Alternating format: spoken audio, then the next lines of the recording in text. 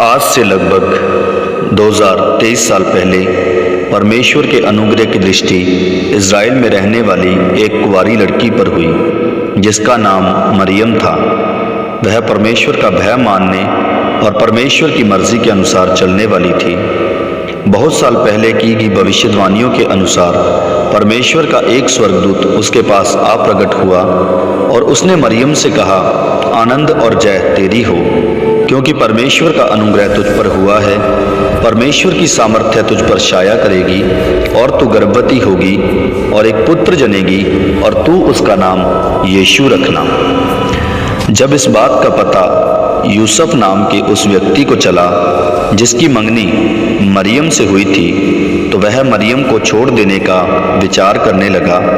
लेकिन परमेश्वर का स्वर्गदूत स्वप्न में उसके पास आकर कहने लगा कि मरियम को अपने यहाँ लाने से मत डर, क्योंकि जो कुछ उसके गर्भ में है वह परमेश्वर की ओर से है। तभी से वह मरियम को अपने यहाँ लाने का विचार करने लगा, क्योंकि वह एक धर्मी व्यक्ति और परमेश्वर का भय मानने वाला था।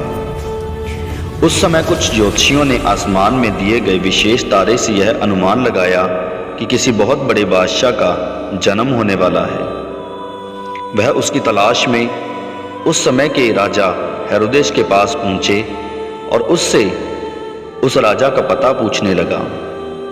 और उसने अपने सैनिकों को बुलाकर 2 वर्ष तक के सभी बच्चों को मरवाने का आदेश दे दिया, ताकि उसके राज्य में कोई भी दूसरा राजा ना हो।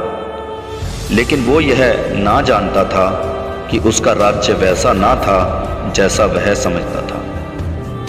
और परमेश्वर ने इस बात का संदेश उन चरवाहों को भी दिया जो जंगलों में बैठे अपनी भेड़ों की रखवाली कर रहे थे, और उनकी सुधि लेने वाला कोई ना था। और स्वर्गदूत ने उससे कहा कि तुम्हारे लिए एक उद्धारकर्ता जन्मे हैं, और तुम उस बालक को कपड़े में लिपटा हुआ और चरनी में पड़ा पाओगे। और चरवाहे उस बालक को सिजदा करने और भेंट चढ़ाने के लिए निकल पड़े। नियत समय पर वह बालक अर्थात हमारा उद्धारकर्ता यीशु मसीह उत्पन्न हुआ और स्वर्ग में उसकी आराधना की गई। और ज्योतिषियों ने सोना, मुर, लोबान जैसी भेंटें, चरवाहों ने अपनी भेड़ों के बच्चे भेंट चढ़ाकर उद्धारकर्ता यीशु मसीह को दंडवत किया।